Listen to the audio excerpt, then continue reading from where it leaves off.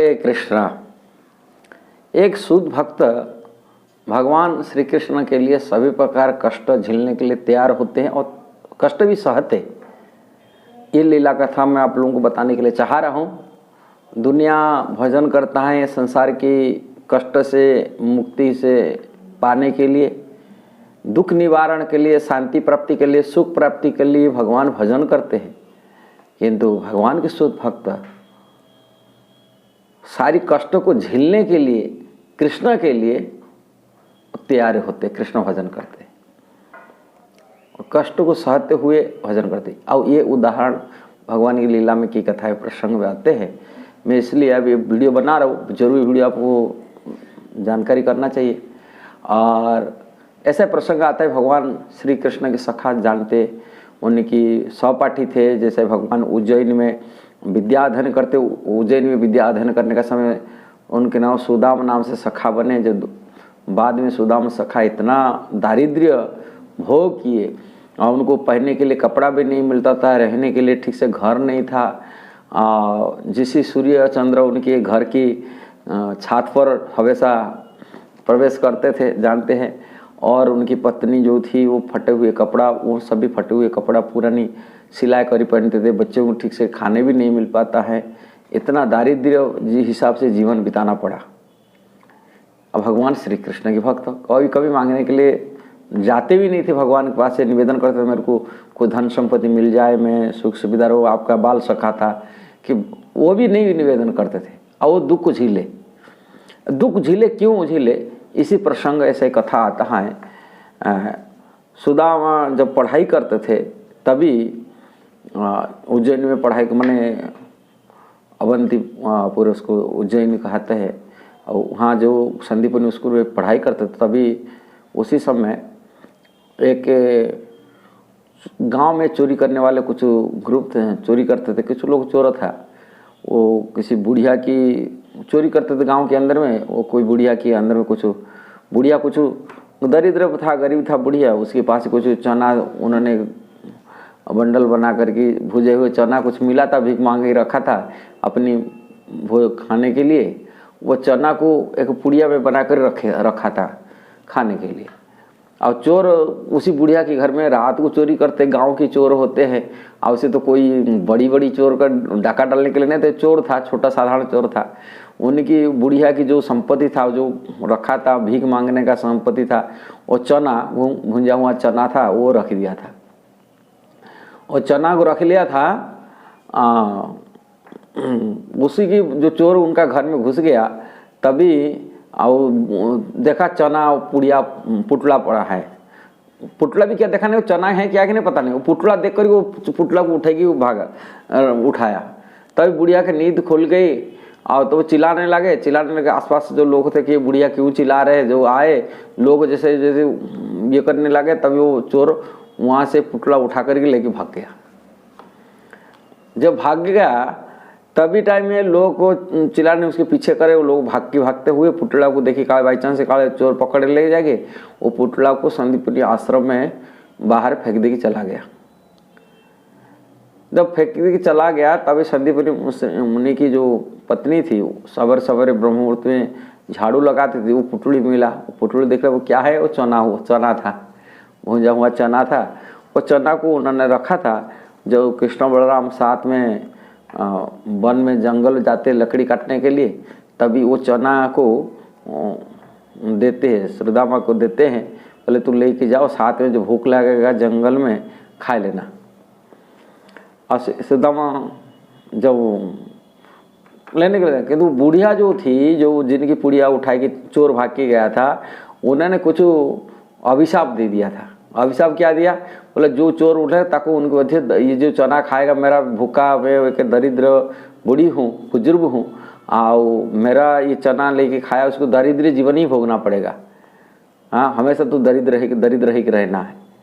और वो अभिशाप दे दिया, जो उठाई के चोर को दे दिया, जो जिसको खाने के बाद में इसको दारिद्र, उन्होंने अभिशाप दिया। मुख में उनके गरीबी था, छोटे बड़े विचार वाला था, गरीबी साधारण बूढ़ी थी। वो साधारण परिवार से उनके कुछ बद्दुआ निकल गया उसके मुख में, और तुम इसको खा करके दारिद्र हो गए।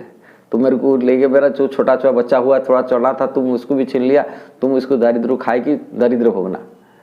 और चोर तो फेंक दे गया, वो तो खाए नहीं, और उसको दरिद्र भोगने का ये चीज को जो सुदामा को दिया था उन्होंने, वो सदगुरु मुनि भी जानने थे इसमें पीछे कुछ बदुआ पड़ा हुआ है, इसी चना खाने से उसको ये होगा, किंतु चना को उन्होंने दे दिया अपने बच्चे खाने के लिए। जो रास्ता में जाएंगे, जंगल जा रहे, जंगल में लकड़ी लेके आने के लिए सूखा हुआ लकड़ी लेके आएंगे और रास्ता में खा लेंगे।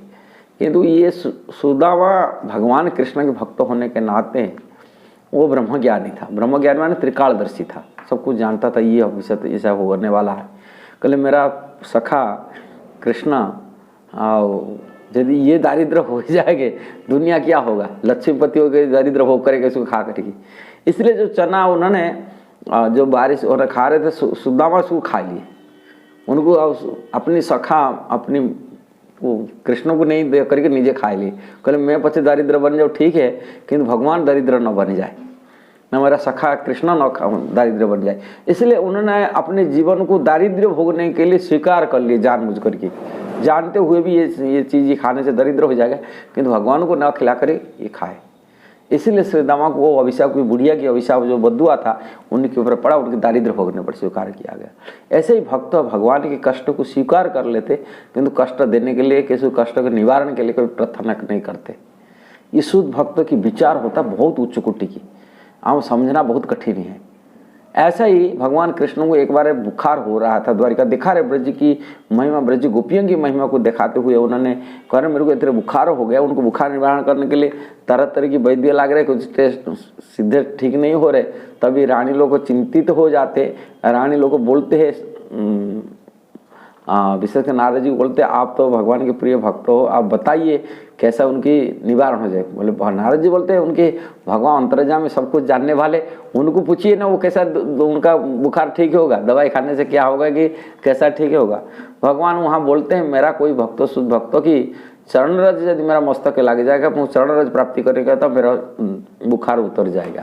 तभी सभी वहाँ देखा रहे मैंने अपनी रानी लोगों को पूछते, आप भक्त तो अपनी रानी है, रानी लोगों को जब बताते हैं तभी नारद जी बोलते आप तो भक्त हो, आप लोगों को अपना चरण रज दे दो, भगवान ये हो जाएगा। फिर रानी लोगों को बोलते अरे क्या बात है, नारद जी बोलते अपने पति देवी को द्वारिकाधीश को कैसे अपनी चरण रज देंगे, ये हो सकता है, हम नरक जाएंगे ना क्या, ये विचार आता है। वो अपने पति के ऊपर चरण रज देने के लिए तैयार नहीं। ब्रह्मा शिव जी आदि को जितना भी भगवान के भक्त थे सभी की जाकर कहे कोई राजी नहीं हुए।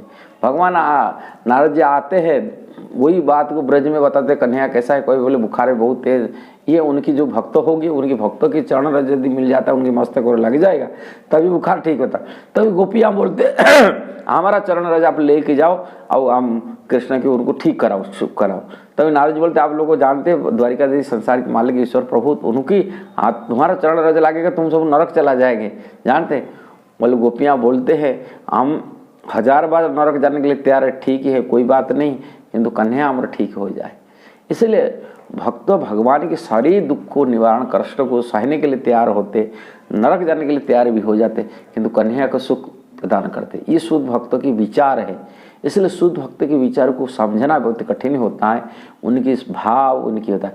अपने निज इंद्रिय कभी भी सुख नहीं चाहते, वास्तविक वो प्रेमी व्यक्ति होते। निज इंद्रिय प्रतिवांछा धारितारण काम, कृष्ण इंद्रिय प्रतिवांछा धारितारण प्रेम। कृष्ण की इंद्रियों को सुख देने के लिए कोई प्रयासरत रहता है, वो शुद्ध भक्ति रास्ता पर चलता है। और जो अपनी इंद्रियों की अपनी मुक्ति तक ये सुख प्राप्ति करने के लिए चाहते, संसार बंधन छूटने के लिए चाहते, जो भी ये अपनी सुख वासना है, ऐसा वासना यदि अपने अंदर बैठी रहता है, वो शुद्ध भक्ति के लिए कहा नहीं जाएगा। शुद्ध भक्ति मतलब केवल श्री कृष्ण की सुख, अपनी सुखों की अपनी सुविधा को सबको जो तिलांजलि देना पड़ता है। जब तक अपने सुख में बठिक रहेगा तब तो शुद्ध भक्ति की प्राप्ति नहीं कर सकता। इसलिए अपने सुख को त्याग कर कृष्ण के सुख के लिए प्रयासरत व्यक्ति शुद्ध भक्ति को प्राप्ति करता है। यदि अच्छा लगा जरूर शेयर करना, सब्सक्राइब करना, लाइक कमेंट देना।